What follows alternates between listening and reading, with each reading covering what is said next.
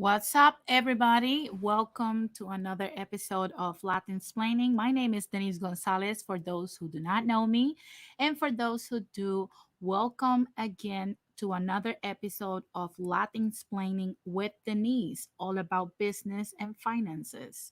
Today, I'm coming with some breaking news. But before, I want to welcome the people that are watching right now. I know this is like a tough time for me to go live.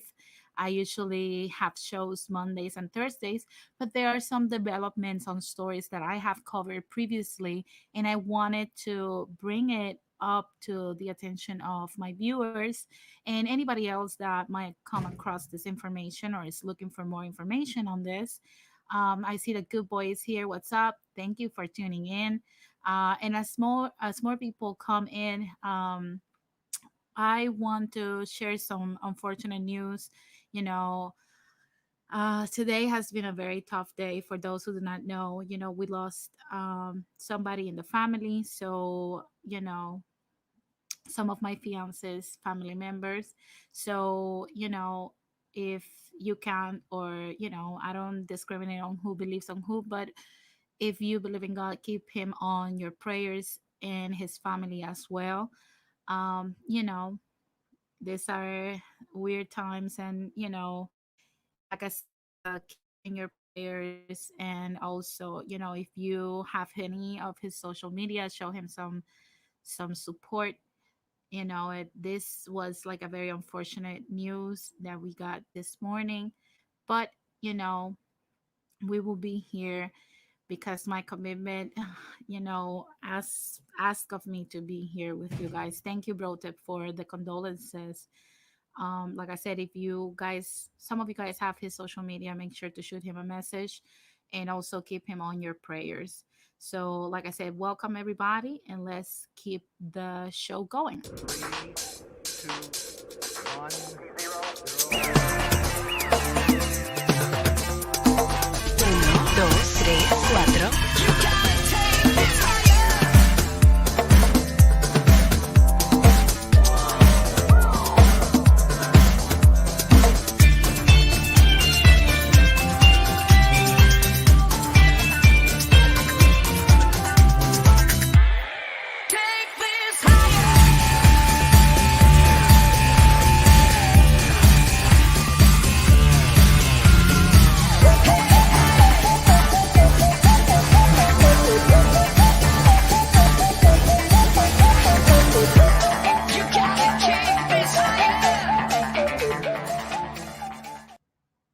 That's right. We got some breaking news today. And like I said, thank you guys for the condolences. I appreciate them a lot. And let's get the conversation popping today. Many of you guys know that I have spoken before about Eliezer Molina, which is a Puerto Rican activist that's trying to preserve the coastlines and also the natural resources of my island, Puerto Rico. And he has been, the last time I spoke to you guys about him, he was uh, issued, there was a warrant issued for his arrest. He turned himself in, and he's facing 14 years in prison for apparently damages and also breaking and entering, according to what the city of Puerto Rico released. So, like I said, it's been very unfortunate that we have situations like this happening, and I want to share with you guys um, some of the stuff, because you guys know the last time I checked in about this news, and I talked about it last week and the week before. There was a heavy amount of police actually being present, guarding private interests after there was a few protesters, trying to stop the work that's happening and damaging the coastline and also the nesting area for the carey turtles in Puerto Rico, in Rincon. So apparently, a lot of people did not feel intimidated and decided to actually support Eliezer Molina. And let me tell you something. They placed this man under arrest, but he was there the next day. And he has been there. And yesterday, a lot of people show up to support him. And every day, more and more people actually, you know, keeps showing up to support him.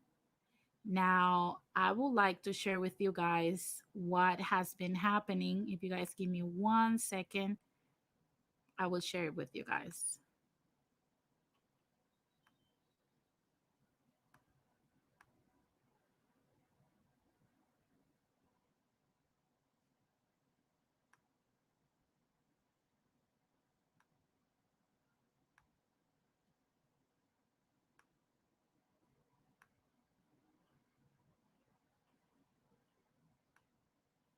Give me just 1 second.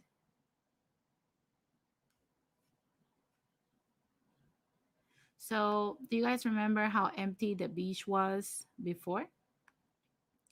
This is a group of Puerto Ricans and also some Americans. I'm surprised that, decided to actually go over there and support Eliezer Molina and his movement to preserve the actual coastline of Puerto Rico. And they showed up, they started singing music, they planted the flag in there, and basically they committed themselves to be there constantly every day. So now the group is increasing. At first it was 6 people, and now we're seeing more of the youth and even the elders protesting this situation. Now, one thing I would say that really at this point, I say, well, everything can be expected by our government because we all know they're very corrupted and they usually pander to, big names and people that are more wealthy, and also, corporate individuals and stuff like that. So obviously, it's going to take a lot of work for many of us to actually see some action. But right now, they're blaming Eliezer for a lot of stuff, and for this uprising, people in the Rincon area are like supporting his cause a lot. So, at first it was a few, 6 people, I believe. Now the group is growing. This was just yesterday when people decided to just, take things in their own hands and actually, uh, represent basically. Let me see if I can find some videos that I came across today of these protests that are happening here. If you guys bear with me. No se levanta. This is what was happening yesterday. Nuestra bandera.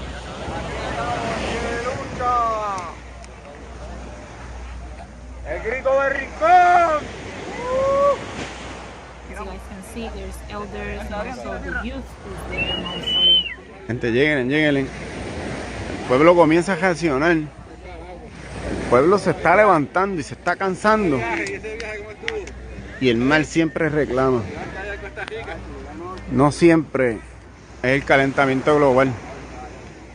Es el ser humano también es culpable de lo que nos está pasando.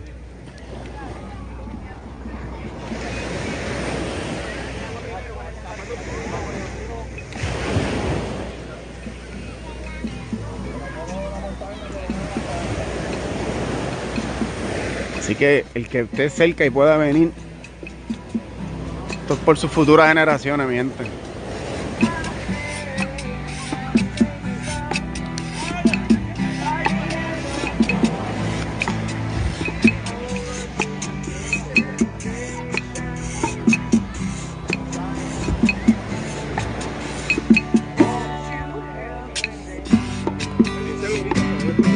Seguro que sí. Miren, acuérdense que el gobierno no está impuesto a bregar con lo que se está enfrentando. Ellos me quieren meter preso a mí diciendo de que esto era un muro de seguridad. Ellos dicen que esto es una verja de seguridad. Miren, el mismo material oxidado, miren. el mismo material oxidado, la misma verja inestable que no tiene ningún tipo de cimiento, donde no se puede soportar ninguna carga lateral, así que hasta el viento la puede tumbar porque está mal construida. Mal construida. Mírenla. Un portón que nunca tocamos. Me dicen que yo lo rompí. Mírenlo ahí. El mismo portón, sin ninguna base. Espero que se preparen. So basically, that other things, are currently happening in Puerto Rico in real time. And I want to remind you guys, now that we're seeing that, the government, and I'm not against anybody that says, oh, because usually the response is like, oh, if you're doing something criminal, then, let's prosecute that person and press charges. Okay, fine. I'm all up for quote unquote law and order. My thing is, and I want to ask you guys watching me right now, and also the ones that will catch the replay later, um, what is law and order specifically? And what are your opinions on somebody actually stealing $50 million from our future generations, or Eliezer Molina protesting to preserve the natural resources? What do you guys think should be more aggressive? Yes, I'm on there singing redemption song. Um, Thank you for tuning in. Now I want to bring you guys, because during this same days, Monday, we had some development, I'm sorry, happen in our island. And I don't know if you guys are familiar with Miss Julia Kelleher. Miss Julia Kelleher used to be, she's the former Department of Education the director of the Department of Education in Puerto Rico. She's the former one.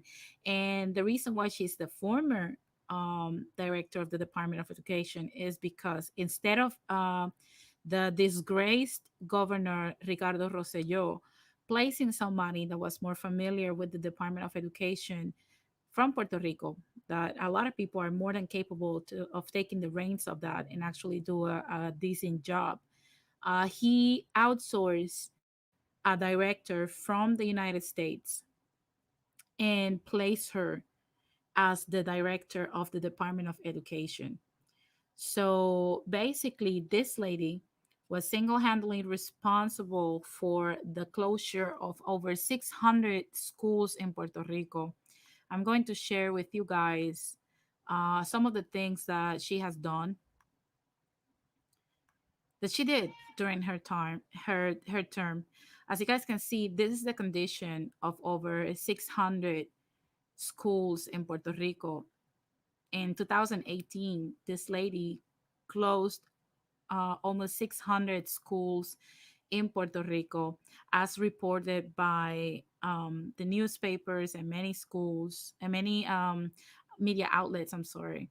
So, in a study in California and the reconstruction of the Habitat Center established that 18% of the 673 schools that were closed permanently have been reused, either by renting them or selling them. The government is actually selling these places or renting them out for other people that might want to use them as a private school or whatever they want to do here. And the government expected that, they were going to make money. According to the plan that Julia Kelleher had, was to actually make money for the Department of Education by closing schools and jamming up kids together to the point where one teacher can be responsible for 36 students at the same time, not like it was before, that it was like 22 to 25, so that could guarantee a proper education and equal time for different students. 673 schools in Puerto Rico look just like this or worse, and has been home for horses or other animals that have festered in here, and criminal behavior has happened in the schools. And only 18% of them have been actually um, used, sold, or rented. My thing is, oh, I wasn't sharing with you guys. Hold on.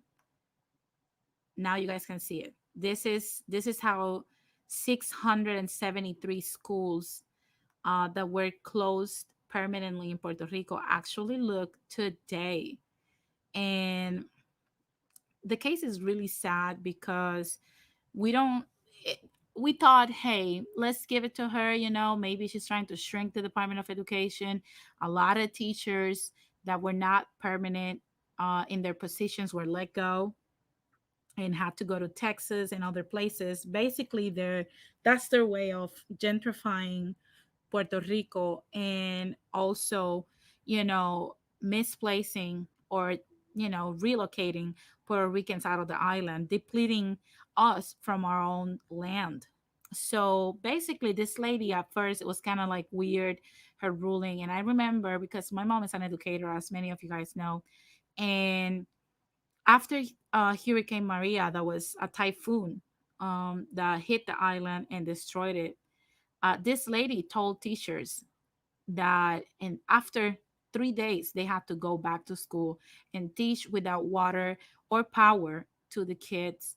And my mother was among one of them. If you guys follow me on Instagram, I posted a picture of her teaching my niece kindergarten, and they were required to be there just a few days after Maria, not considering if they had access to the roads or anything like that, or the conditions that the schools were, or even if the kids could show up. Because what people don't understand is, like, after a hurricane, there's a lot of floods, there's a lot of blockage in the roads, because a lot of the electrical posts are on the floor.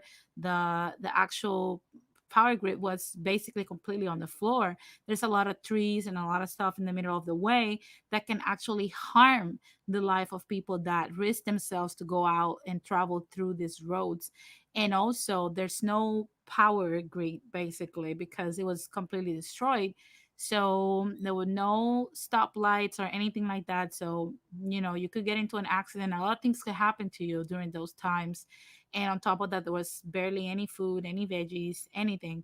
So people barely could feed themselves properly. And she forced teachers to show up, and she said, well, if you don't show up, you won't get paid. And basically, a lot of teachers, including my mother and many other educators I know, had to show up after a few days without, any guarantees that they will be secured. And they had to start teaching in those conditions to the children that basically, many of them could not even show up. Now, this lady's cruelty did not stop there. She continued down her path, and it wasn't until 2019 that all of a sudden one day she wakes up and she's arrested in May. And this is one of the things that people were already giving Ricky Rosselló the side eye for hiring this woman and saying that she was going to be the new face of the progress of the Department of Education and whatnot. And let's face it, we have had a lot of corrupted officials being the head of that department and embezzling a lot of money. And this lady, even though they promised that she was going to be different and better, she did not disappoint on the path of corruption in this department. She actually embezzled $52 million, and also did a lot of bribery and theft to enrich herself. And she was charged by a federal court, the federal the FBI in Puerto Rico, I'm sorry, for doing so alongside the health department director and other people that she hired that were not even capable of doing these things, these positions that she hired them for. And she gave them raises. They started making a lot of money. And all of a sudden, they charged her with many, many accounts of what she did. Now, it wasn't until later on, like, a lot of people started getting like very pissed, and this is how they crowded her as she had to go into the federal court in Puerto Rico.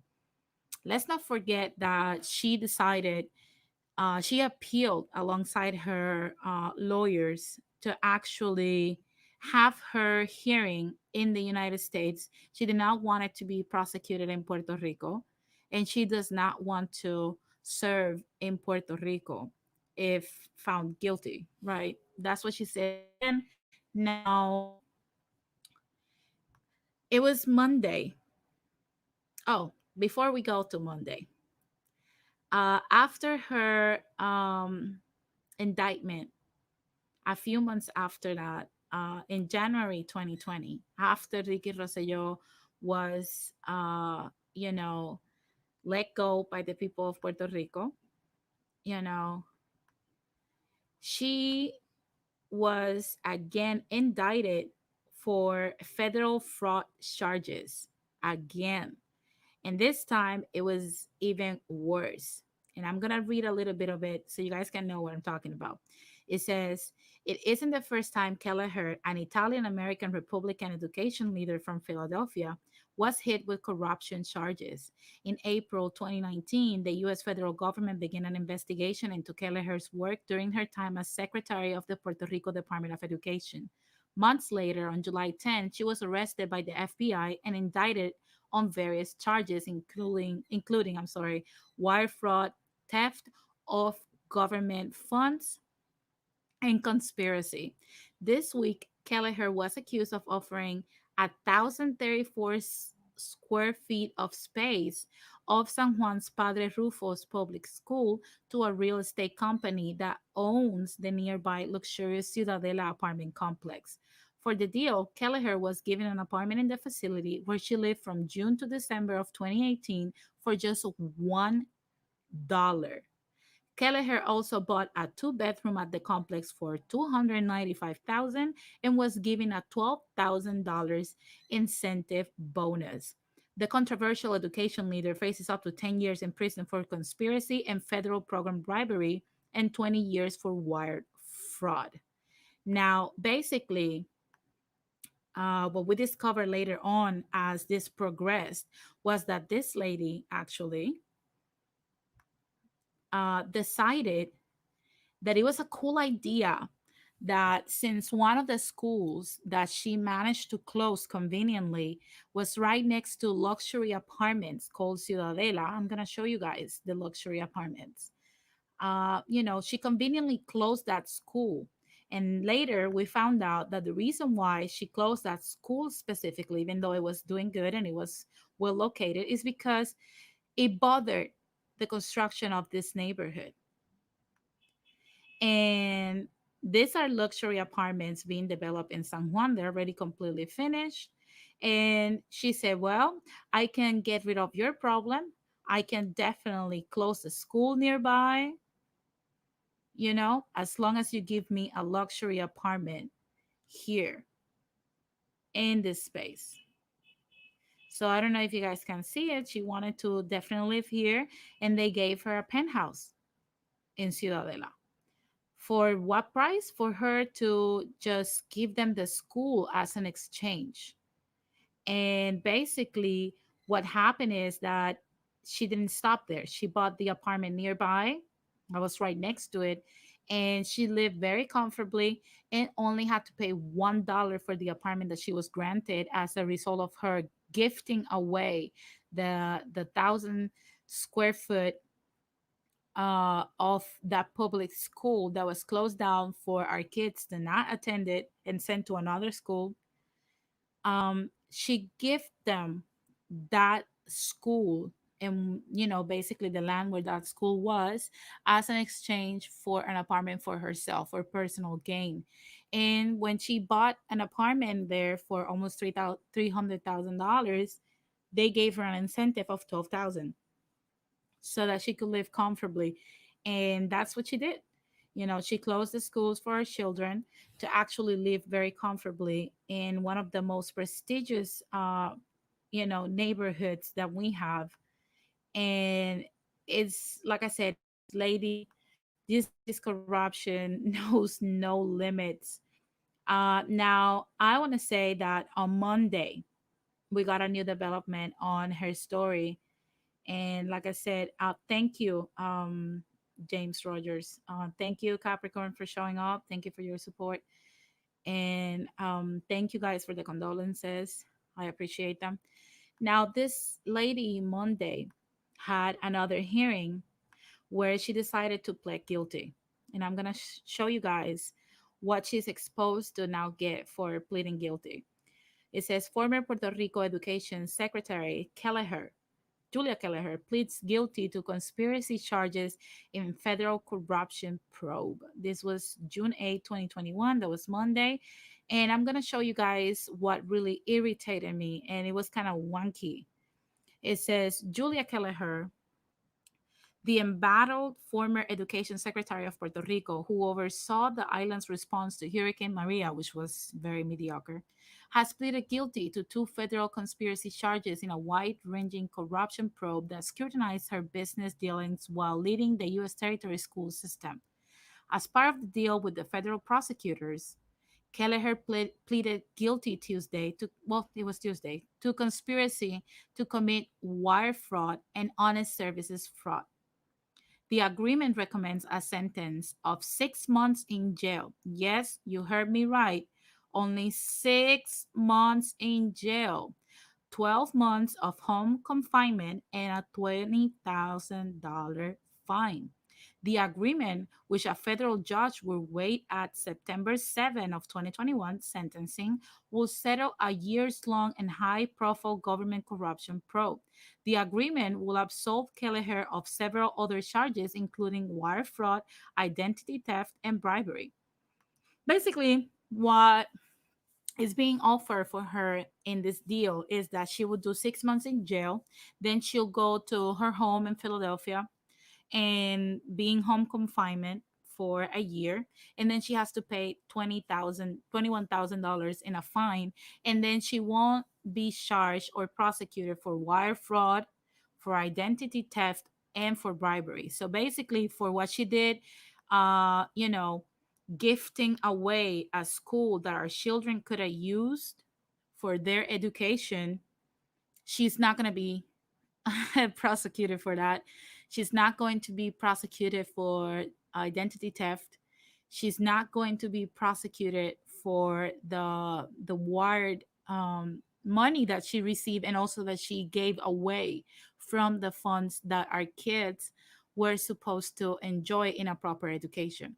So I don't know if you guys catch the double moral here, where you have a lady that's basically the system, what is telling us, the federal government is telling the people of Puerto Rico is that, you know, closing 673 schools was needed because supposedly the Department of Education didn't have the money to sustain the 673 schools. However, when $50 million get embezzled in a corruption scheme, that's okay. We won't be prosecuting that person. So we're only basically prosecuting our children and prosecuting our education system, but never this lady. It mesmerizes me because the last time I remember, I don't know if you guys are familiar with the previous corruption that the Department of Education in Puerto Rico faced, which was Victor Fajardo, a Puerto Rican ex teacher and director, principal of a school, actually had to serve hard time for embezzling and in a corruption, another corruption scheme in the Department of Education, but they threw his ass in jail for almost a decade. But Julia Kelleher somehow is only going to do 6 months. And I wanted to bring you guys something that was hilarious when I saw it on Twitter. And it says, one of these people robbed the future of our children, and they only want to give her 6 months. The other one defended our beaches, and they want to give him 14 years. I want to let you guys simmer on that for a minute. For a person that's trying to preserve the patrimony of the people of Puerto Rico, they want to give him 14 years for that. Now, to Julia Kelleher, it's like, oh, 6 months will be sufficient. We don't need to have you, you know, doing hard time for all the shit that you did, because what? You're Julia Kelleher, and we have to respect your name. I don't know what's up, but this is hella weird to me the double standard, 6 months to 14 years. This is disgusting. And this is the system that we have in Puerto Rico. A system where if you're high and mighty and you're affiliated to either being a white American and coming from wealth and having friends in high places, you can get away with almost anything and you'll only do 6 months. Nobody told me that. I would have definitely do that, but then give the $50 million back to the people, and then I will only do 6 months and people will be thriving, right? If somebody would have told me that when I was in my 20s, I would have definitely done it and give it to the people. It's only 6 months of my life, and I would have, gotten away with it. But then don't you dare to defend the patrimony and the natural resources, because then we'll go hard at you and we'll give you 14 years. And I don't know if you guys can see the mugshot of Eliezer. He's laughing his ass off because it's like he said, we're in the lookout for Puerto Ricans that actually believe in their people, believe that their resources belong to them, and are ready to fight corruption at this level. And that's something that I wanted to bring to you guys' attention, that, really, it's crazy to me to actually see that this is what it has come to. People, and this is the problem that I have when I have a lot of this, my detractors and people like that, telling me stuff about bad tourism and how, because many African American ladies were going over there showing their booties and stuff and shaking their asses and whatnot. A lot of people were criticizing the bad tourism. And I want to ask these people, where are you guys now when this bad tourism actually affects thousands of our children, which is our future? And you guys never, you know never seem to point out, or probably I'll give you the benefit of the doubt. Probably you guys miss this type of bad tourism when white Americans come into our country and actually wreak havoc for the thousands and thousands of kids and families and the future of our education, and nobody says anything. When are we going to talk about that bad tourism that we have been facing since 1898? And let's even bring it back. We have had bad tourism since 1493. Now, I want to know what they have to say. Why these detractors always seem to find a way to justify bad tourism when it doesn't come from Black people? It's always pointing the finger at their own problems with a certain group of people here in America. And instead of just calling out, if you're going to call out bad tourism, you also have to call out this shit. Don't you guys think? Let me know in the comment section if you guys think that, the circus, the slow tip circus, are just, I don't know, full of shit or hypocrites. Put an H in the comment section if you think that the slow tip circus are a bunch of hypocrites for always calling out stuff that Black people do, but never the shit that actually cost us, which is millions of dollars in our people's future, and they never call it out. Pull an H in the chat section. Like I said, it's almost funny and ridiculous to me.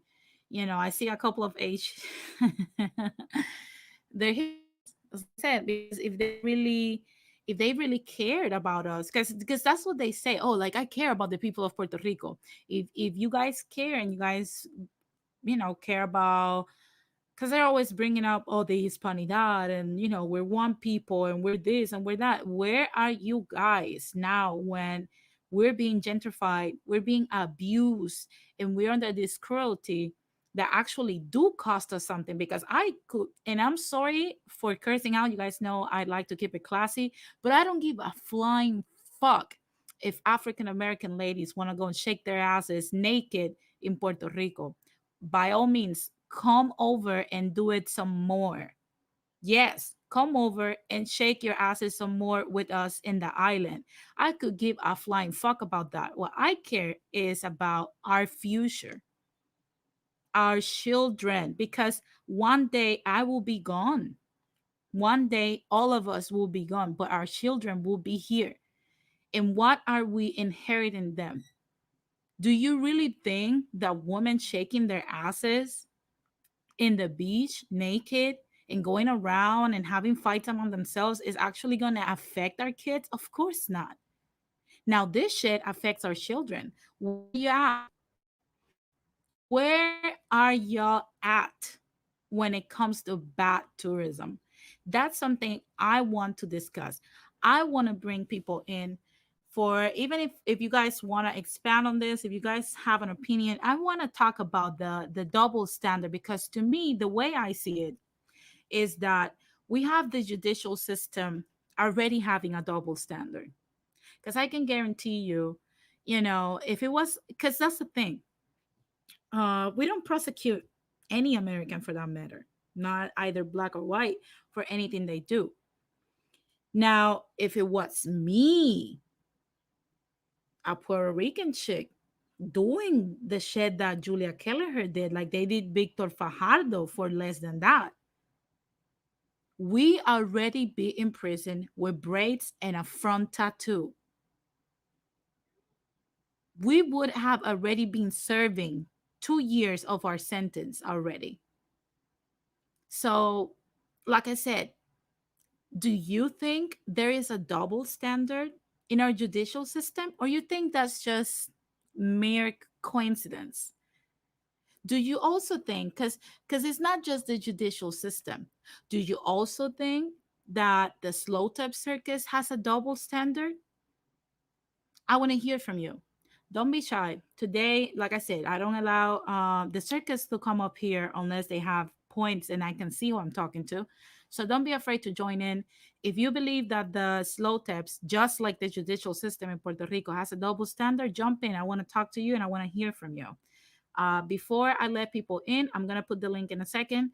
But you guys know I always go into intermission, and like I said, I'm just curious about what do you guys think about the double standard when it comes to the bad tourism that white folks be bringing as opposed to us Puerto Ricans, and we never seem to get this passes, this get out of jail free cards, that white people get in Puerto Rico and also here. But let's just focus today in Puerto Rico. We have a lot to unpack. And like I said, I welcome anybody that wants to come here. I'm curious to hear about you. So don't be afraid to jump in. We're going to go on a quick intermission. But like I said, before you do that, before we go into intermission, make sure you follow me on Instagram. Also, if you haven't already, like and subscribe to my channel. It doesn't cost you anything, but it helps me grow. Also, hit that bell for notifications. And like I said, if you have anything to share, don't be shy. I'm curious and I want to hear from you. I want to know exactly what do you guys think about the corruption that's literally finishing with Puerto Rico and that is destroying our patrimony piece by piece. And I want to say one thing before we go into intermission.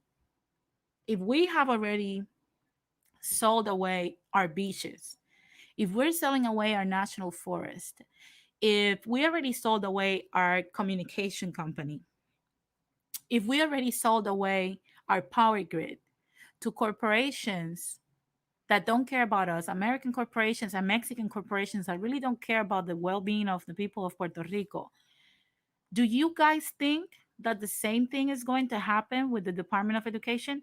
I want to hear from you. I want to hear, if you have anything to support what I'm saying, make sure you click that link and you come join me and give me your point of view.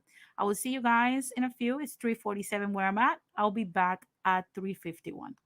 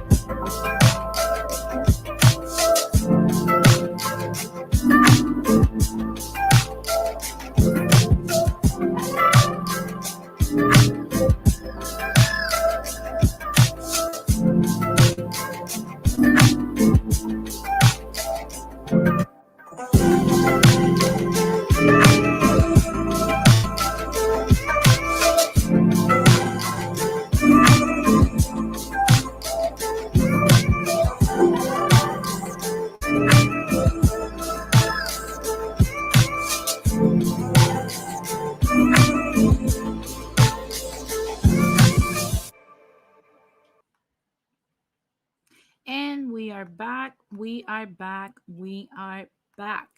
Before I let Jose in, I see that Jose joined the stream.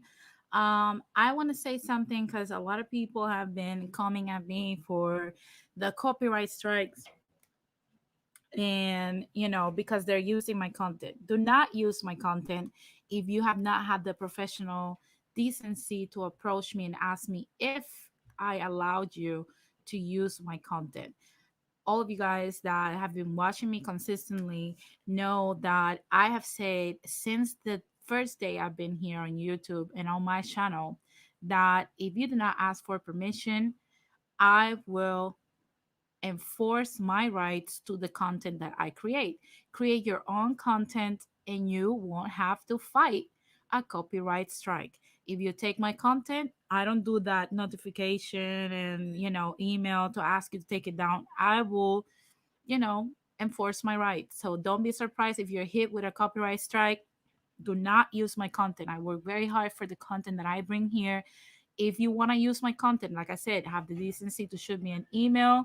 I always put my email at the end of the show or in the beginning of the show. Shoot me an email or shoot me a message, and I will, depending on the channel that it is, of course, I will decide if I want you to use my content. If not, like I said, you cannot call yourself a content creator and then be just downloading my whole content into your channel. Work for your content and you won't have to deal with any copyright strikes. Now, before I let Jose in and everybody else that wants to join, I want to say once again that the views and the statements of the guests do not necessarily represent those of the channel, myself, and or those of the panel members, as some comments might be offensive to select groups of people.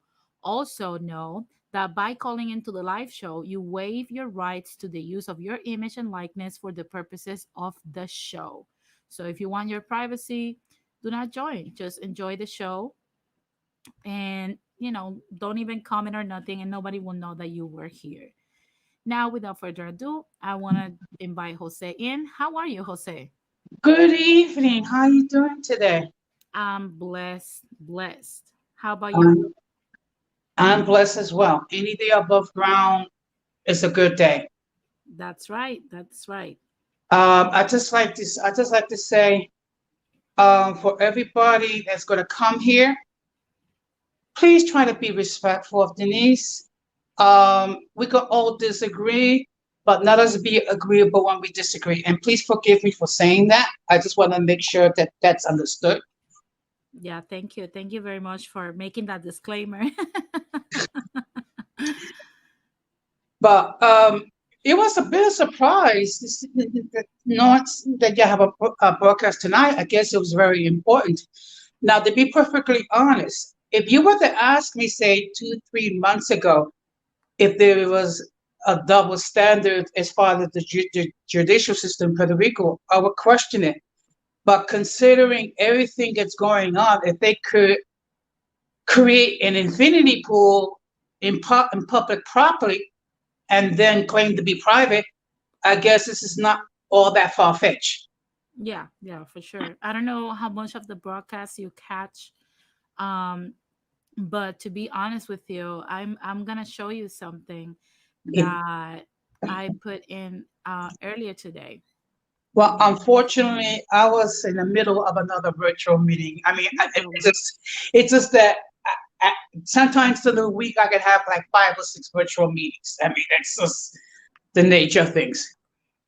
Look at how Julia Kelleher, the lady that is responsible for closing up 673 schools in Puerto Rico, embezzling $50 million of the Department of Education, and also exchanging one of the closed schools that she managed to close conveniently for an exchange of a luxury apartment in Ciudadela in San Juan, Puerto Rico. She's only facing 6 months in jail, but they want to throw Eliezer Molina for defending the beaches 14 years in jail.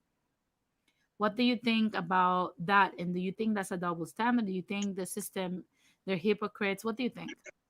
Okay, first of all, if anybody that has like 2 or 3 brain cells that not deteriorated completely would know that that is a gross double standard. I mean, you're talking about closing schools in the in an area that's already been affected, with the huge dead and still suffering the effects of Hurricane Maria, and then only so they can have luxury condos for rich people, mostly Blanquitos. Yeah. I don't mean to sound judgment, but you know me. I gotta call it like it is. Yeah, for sure. For sure. No bullshit, right? No, but you know what? I hate to say I'm not surprised.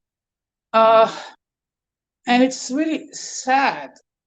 I mean, and again, it's a simple case where the punishment does not fit the crime, and it's even worse that she's only facing 6 months in prison, and based on the judicial system, it probably be maybe 3 months, and then it'll probably be like reduced to 1 month with maybe 100 hours of community service. Yeah, I was reading some people were saying she might even get 45 days. Oh boy, heaven forbid that she should spend 45 days in prison. She should get a pat in the back. Yeah, not only that, she demanded that her trial will not be celebrated in Puerto Rico. Oh yeah. Where one should have it held? New York, Los Angeles, Philadelphia. I believe it's Philadelphia. of course. To be judged by a bunch of blanquitos that don't know anything about what's going on over there. Yeah, not it's Philadelphia, but close to Pittsburgh. Okay. In other words, a bunch of blanquitos got to decide the fate of this person. Exactly. Oh, that's nice. A bunch of snowflaking. It's like I said, it's so disgusting. And what irritates me and makes it even more disgusting is that you have the slow tips camp, the slow tip circus. It's usually condemning black folks for bad tourism because they came in during the time of quarantine to shake their asses in Puerto Rico and have fights among themselves and throw their wigs around, and they condemn them as bad tourism and that they were destructive. But I'm like, where are they now? They're like radio silent now when it comes to the real bad tourism that literally left thousands of kids without a proper education, and also that left a lot of our teachers and educators without a job. Well, And when you I'm sorry. when you see them and you ask them about this, all you hear is like, literally.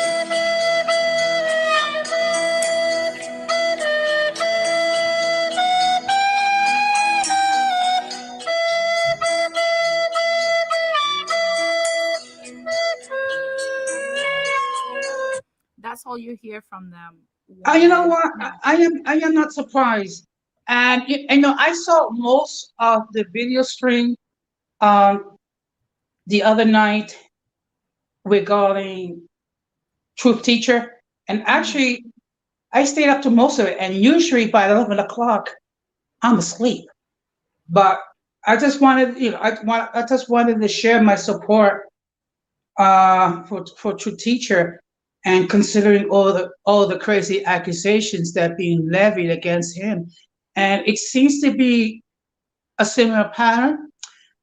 Like individuals like yourself, Radical, True Teacher, and Christina, um, you are the victims of another manure being thrown your way, and I'm trying to keep it clean. Yeah. Trying to keep it decent. Yes, at least PG rated. But it's so, it's just so sad that people cannot accept the truth, and I didn't realize this getting into YouTube, but now I'm realizing now. And actually, I do have a channel. I'm just trying to develop where I want to go with the channel. I do want to keep my channel positive and basically above the fray. And but when I see people that giving quality content, and then people attacking them for heaven forbid speaking their mind. Okay. And the fact of the matter is, and I was thinking about this today, the first time that I heard about you, I mean, I could have just as easily, if I let my emotions be like these slow temps. But what I try to do is I try to use logic. I try to analyze things. And among the accusations that they made against you is that you're anti-Latino, that you're anti-Christian. No, you're anti-BS. Yeah, yeah, Whether it pretty be much.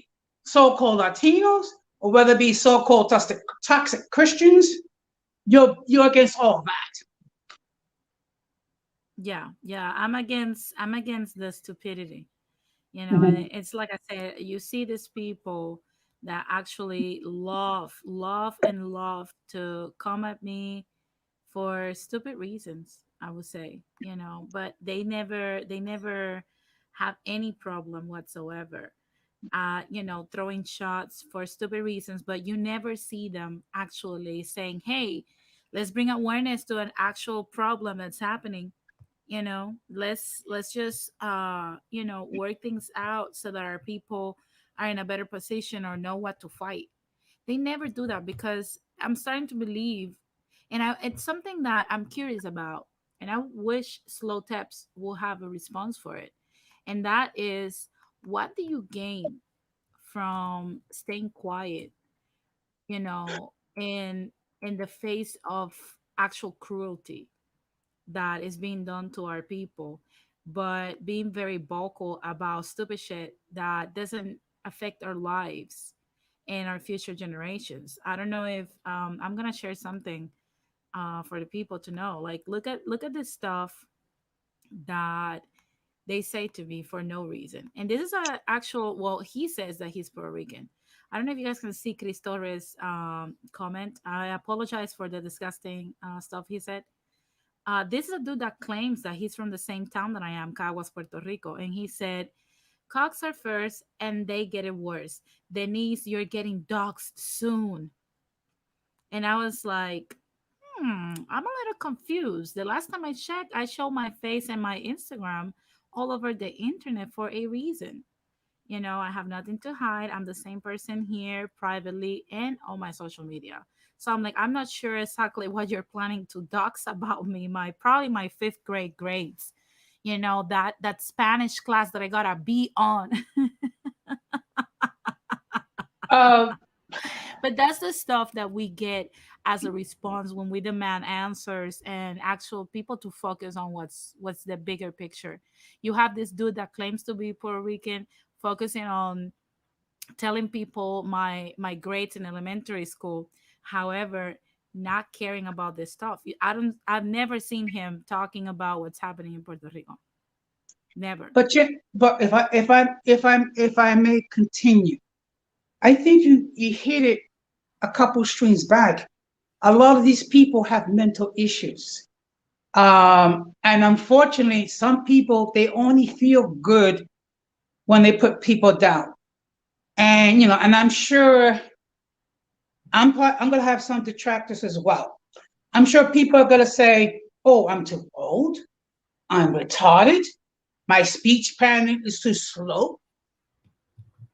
Okay. But I actually use the gray matter that God gave me. And I actually want to hear what you're saying, the full thing, before I give a response. Yeah, definitely. And like I said, don't pay attention to this, because like I said, these people are literally not even worth your time, Jose. These are individuals this is what sounds when they talk.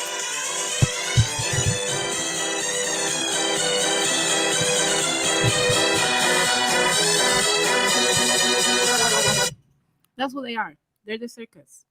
Well, you know They're what? The just fact of the circus. matter is, all I can say to them God bless their hearts because they are in need of divine intervention.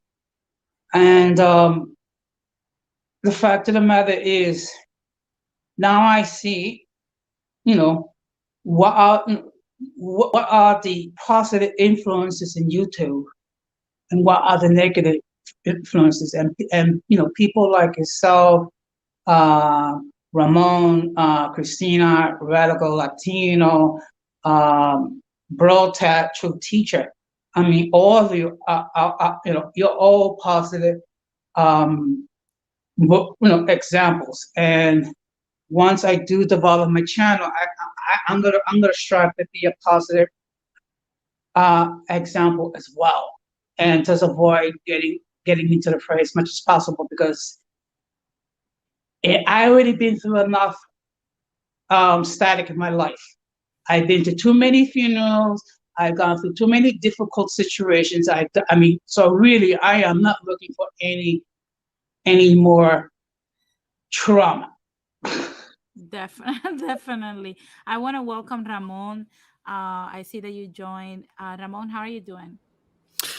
I'm doing good. I'm doing good. How you guys doing? Denise, Don José, ¿cómo están? Muy bien, yo soy muy Bien. bendecido por el Señor, gracias a Dios.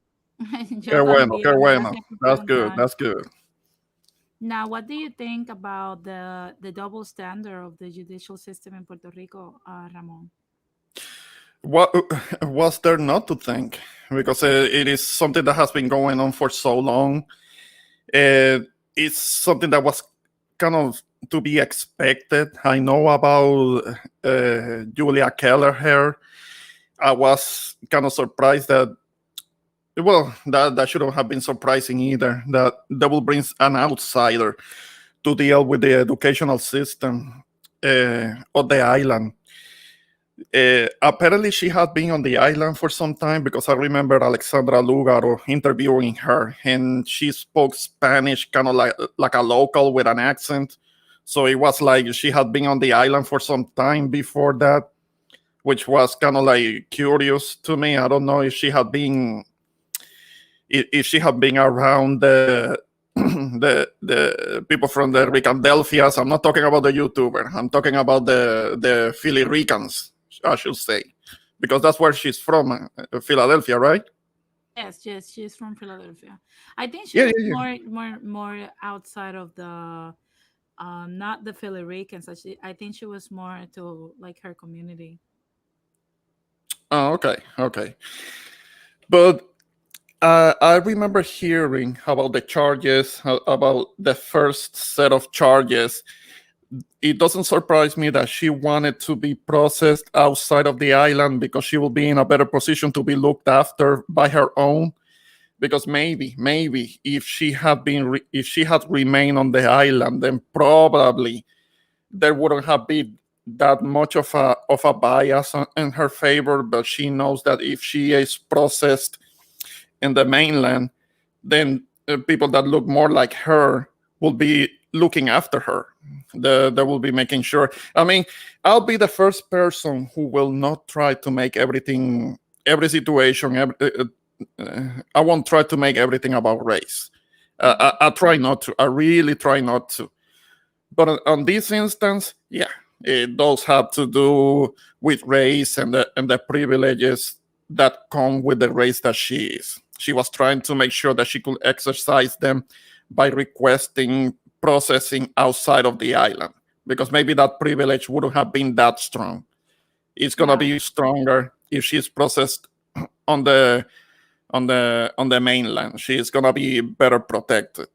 So She knows what's up. She knows what's up. yeah, yeah, she knows. She knows. I mean, she already hit the jackpot at our expense. She already lined up her pockets at our expense, Yeah, and very little accountability. She's almost going to walk, because even if she were convicted, maybe she's gonna be held in some type of halfway facility for a few days, and then she's gonna be on house arrest, which is nothing. It's nothing. It's kind of like a staycation at home. I yeah, Uh, mean, so definitely. She'll probably spend a couple of days at Club Fed.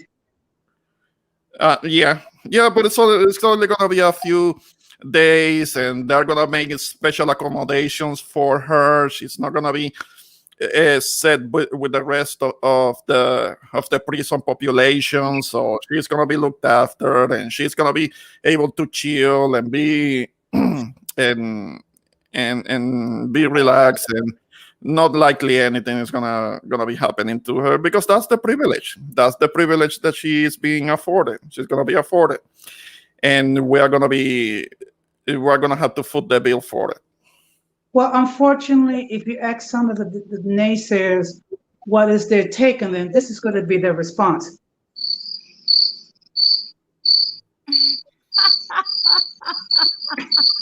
Oh, hey, Don Jose. Yes. Yeah, let me do you one better. Hang on, listen closely. Oh my god. I'm weak.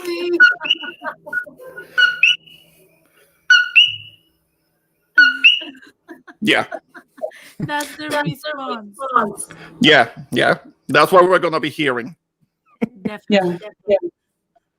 It's something you know, I'm gonna meet you a little bit Ramon, for the feedback. But like something that irritates me. Hi, Mara Perez. Yeah, definitely, you know, it's nerve-wracking and almost cringe-worthy to see that we have a lot of people that claim to be part of our community, and like I said, I don't see them. I think, you know what I think, and you guys correct me if I'm wrong, right? Because you guys have more wisdom than I do. But do you think this group of people that claim to be Puerto Ricans actually think about the seriousness of this? I want to know about, like, what do you guys think? Do you think they see the seriousness of what this represents? I think they're more concerned about what they're going to do Friday night, what girl they're going to bang, um, you know, making sure that they're planning their flight vacations, and then drinking their $5 cappuccino at Starbucks, and then living the life as a bunch of snowflakes. Um, Oh my god, yeah. Unfortunately, you, Denise, seem to be the exception.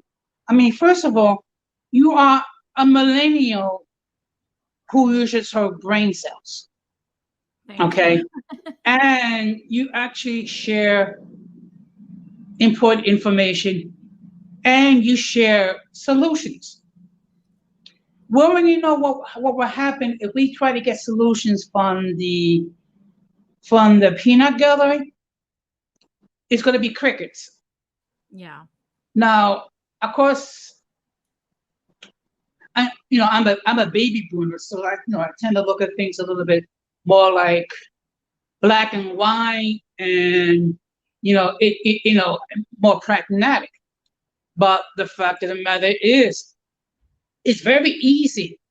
Like, for example, to march on the Puerto Rican Day Parade with waving the Puerto Rican flag and saying, "Yo soy Boricua, Pa que Boricua." tú lo sepas. Yeah. But when was the last time you were actually concerned about issues affecting Puerto Ricans in your neighborhood? Never mind in Puerto Rico itself. No, they're too busy doing other things, or what they're doing is they're attacking you because you have the nerve to be in love with an African American male, and the fact that you are able to see high qualities in that individual, but not you know, but the fact of the matter is, these people are very shallow. You're not. Yeah, yeah, definitely. I agree with everything you said. Now, Ramon, I want to hear from you. Do you think this camp actually grasps on the seriousness of this stuff? Do you think they actually think about how serious these things are? I will be the first one to say that I don't want to pass judgment. I don't want to pass judgment on the diaspora because we can't afford to be divided from them. I'm sure that there are certain members of the diaspora that do have a genuine concern for the island, and definitely I believe that we should be able to be in contact, in communication with them, because it has worked before. If you remember when Maria hit. I hear echo. I don't know who it is. Hang on. I think you have to close other tabs if you have them. Like if you have Okay. YouTube. Yeah. I only have one tab for the stream here, but I don't know if we can still hear it. Okay. You remember when the Hurricane Maria hit back in 2017? Something that I will always be appreciative is with the members of the diaspora that actually mobilized, particularly in New York City, that they got on Governor Cuomo's face to mobilize to do something for the island, to lend a hand to the island, which is something that I will always be grateful. And that does show solidarity. I could never forget that. Definitely. So the diaspora is there, and there are members of the diaspora that are genuine when it comes to that. Now, there will be the ones that do have more of a closer connection to the island, even if they were not born on the island, but they have family that are close connected to the island, so they do understand what's going on. They do have a fair understanding of what's going on. Now, there are others that are a bit more disconnected because they may have been several generations in the United States, and maybe they're not as connected. And I wouldn't completely blame them because sometimes it has to do with the upbringing. With their upbringing, their parents maybe were not that not that concerned to make sure that they will pass along the heritage and when it comes to the traditions and the knowledge of what makes us. But there are some of each. There are those that are diaspora, and I believe that they are sincere as to what happens with the island. And there are those that are just not informed enough. They were not being brought up to care that much, and I'm not holding any grudge against them. But I do wish that they could. I don't hold a grudge against them. What I say is like, because this is the thing. I'm okay with that. You don't have to be. If you consider yourself more Americanized, that's okay. Yeah. You know. But the thing is, like, they jump out of the woodwork when the African Americans were dancing, shaking their asses, you know, in Puerto Rico. They jump out of the woodwork to have a lot of stuff to say because, of course, it was a group that they consider that they don't like. However, when it was Julia Kelleher doing this stuff, I hear what you and Jose did, cookies and crickets. So obviously they're watching what's happening. I just believe that they probably believe this is not necessarily important enough. So it's like I said, I'm like, how can you be interested in people shaking their asses and walking naked in Puerto Rico, but not concerned about the kids? Well, being from the island, I know that we like to do our own version of twerking. That would be perreo. I know that. So it wasn't so much about that. It was more of a concern when it came to some things that were more serious, like with the fights that were breaking out at the airport and on the streets of Condado. All of those things are documented. But I understand what you're saying, that when it comes to, it boils down to having a double standard. And because it wasn't something graphic when it comes to behavior, then people could be more inclined to kind of like let it slide because there were not really bad optics, but there were bad actions. but there were embezzlement, there were lining of pockets, which is meant to be, is supposed to be a crime, but they're kind of like minimizing it, It's a kind of not federal talking too crime. much. It's a federal crime, actually. Like a No, I know we're embezzlement that has to talking, do. yeah, we're talking about $50 million.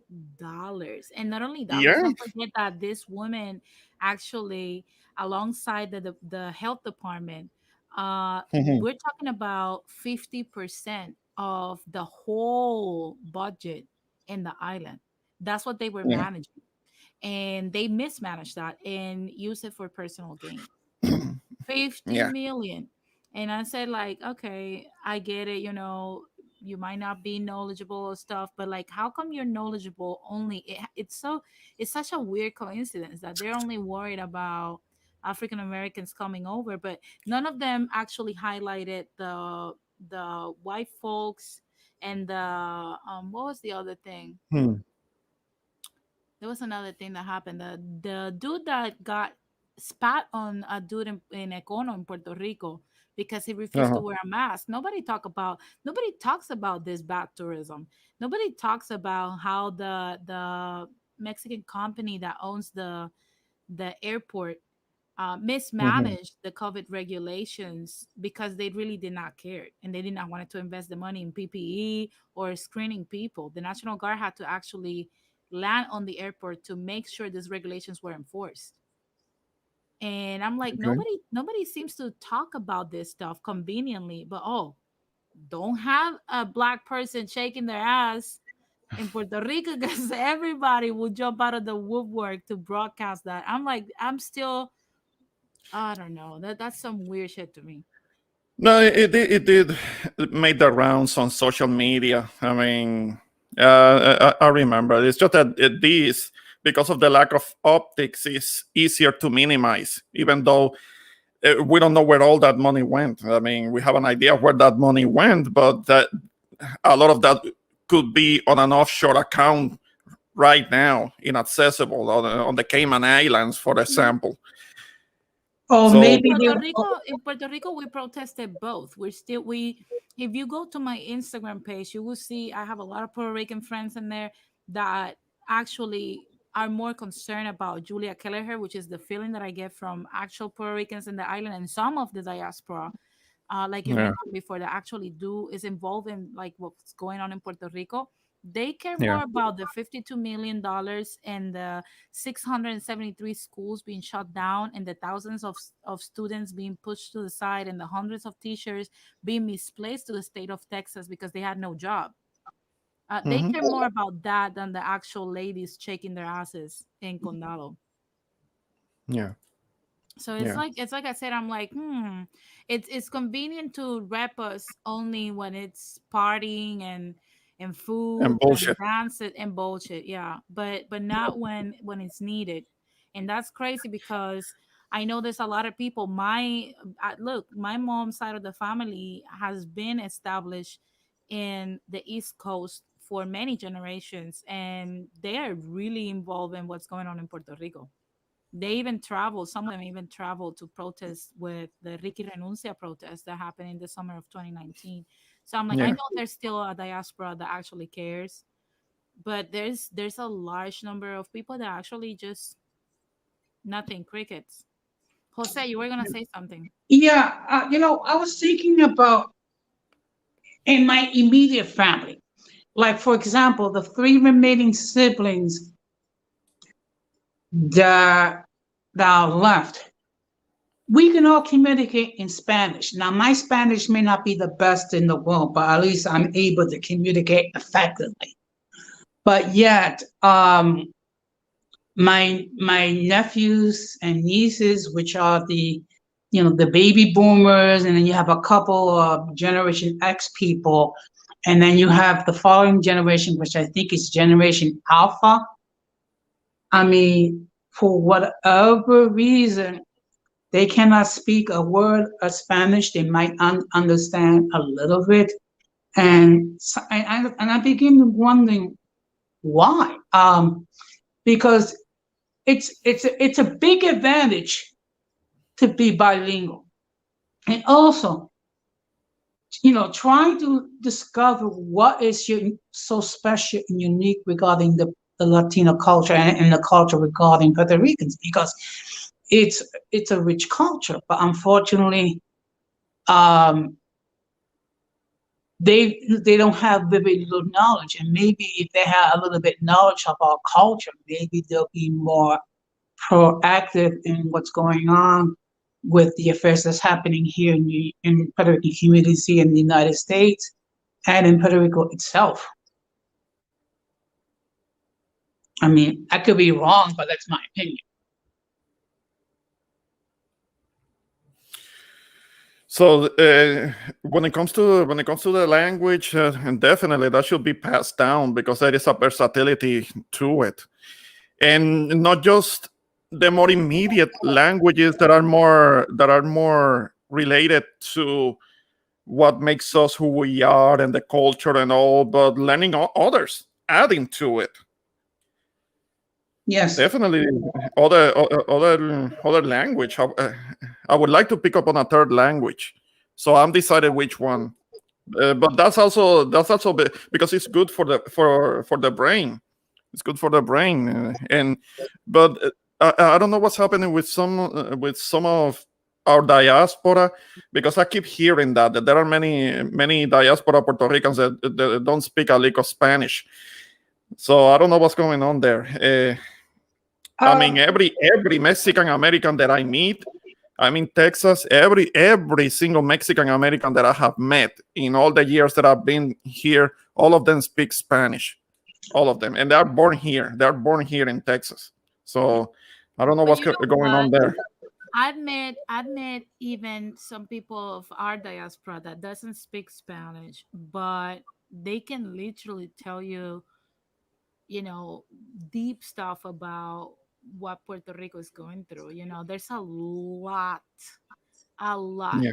I don't necessarily think that, knowing the language deems you like a separate community or anything like that. I just believe that the culture, the message, the news, what's going on and stuff like that, staying in touch with what's going on and affecting your people and putting in your little contribution, even if it's by spreading the message, Mm-hmm. and knowing where we come from. That's what defines a real diaspora. Yeah. Like Mara Perez is saying, she's like, this is me. My Spanish isn't great. It's kind of hard being in the UK. Yeah, I understand. Like, look, for example, when I came here, my Spanish, if I speak Spanish among Puerto Ricans, like after a few hours, like it will go back to normal. But Mm. if I'm among most of my other Latino friends, it will start to mutate. It's just human nature. And also, since I use more English here in the US than Spanish, unfortunately, Yeah. there's sometimes when I'm like, oh, I forgot the word in Spanish. And I can only imagine being born in the US, speaking English mostly, and it's going to be very difficult for you to actually maintain it. Now she says, I'm part Puerto Rican, part Jamaican, and both of my parents moved to England. Yay, representing the Caribbean, Mara. But yeah, I mean, don't feel bad because your Spanish isn't the best. Just know that as long as you carry the culture and you have interest in what's going on, that's what matters. That's what I'm saying. You don't have to know everything, but be involved in the community also, even if it's with a small thing.